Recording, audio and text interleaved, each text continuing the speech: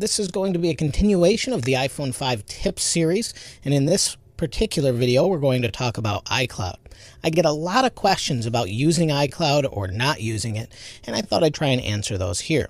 So the first thing we need to do in order to get into our iCloud settings is go into settings. So find your settings icon, tap on it, and you'll see we have all these normal settings, but if we scroll down here or slide down, we have iCloud. Under iCloud, we have all sorts of options for your iCloud account. That's your account name, and you can see name, password, description, your different storage plans. I'm actually grandfathered in, so I have a 20 gigabyte plan, and then my email down at the bottom. Now you can see every one of these things on mine is turned on. That's because I use iCloud for every one of these things. What that means is iCloud will save my mail settings, my contacts, calendars, reminders, Safari, notes, passbook, photo stream, documents, and data, and find my iPhone. And what that means is if I have these turned on my iPad, another iPhone, an iPod Touch, or an iPad mini, or whatever we're using, as well as my Mac, they'll all sync. So if I enter a note, it will show up here, but when I go over to my Mac, I can go into Notes, and it shows up there on Mountain Lion. So depending on how you're using this, it can come in really handy. Same for Safari, it will save my bookmarks. Reminders, it will sync all of my reminders, and so on and so forth.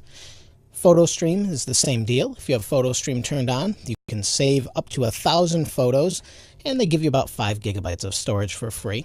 And we can share photo streams or not use it at all.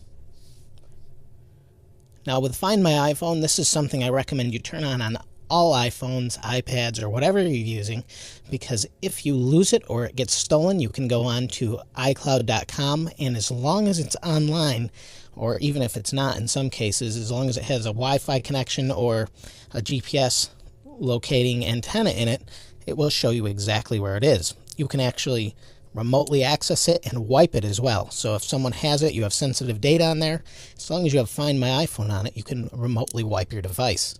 There are a lot more options as well though, and that's down here in storage and backup. Now you can see that we could delete the account as well, but we want to go into our storage. You can see I have total storage of 25 gigabytes. I have 15 gigabytes available. I can manage it. I have iCloud backup turned on, which I use the backup. It backs up every night or morning. In this case, it backed up yesterday morning at 5:13 a.m. So that's pretty handy. It backs up all of your settings. And one of the questions I get asked the most is, if I use the backup, will it restore all of my app data? And the answer to that is yes, it will.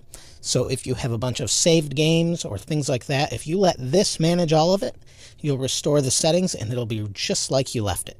Now, if we go up here and manage storage, one of the other questions I get is, can I have more than one device on my iCloud account? And as you can see here, I have more than one device. I have my iPad, I have my iPhone, my wife's iPhone, and another iPad. One of them is an iPad mini.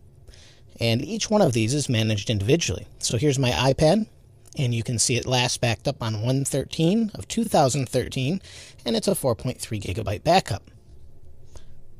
Same with the iPhone, my wife's iPhone, and so on. Each one of these is also backing up, so Keynote, Pages. You can see these are all the different presentations or things I might have in here, and we can show all of those as well. So we have all the different applications that are backing up. So if you want to see specifically what's backing up, like Field Runners 2 HD, Doodle Jump, those sort of things, games I play or my kids play, and then my mail is being backed up. Now if you need more storage or you want to upgrade or downgrade the storage, you can do that here with Change Storage Plan. There's not really a whole lot of options here, but there's 20 gigabytes, 50 gigabytes, and downgrade options as well to free. I won't go into that now, but I think you get the idea there. So you do have a lot of different options with iCloud. Now, you don't have to use any of this at all. You can use your iPhone without it, but it really makes it very convenient for especially Find My iPhone, which I definitely recommend you turn on. Same with contacts or mail. If you lose your phone,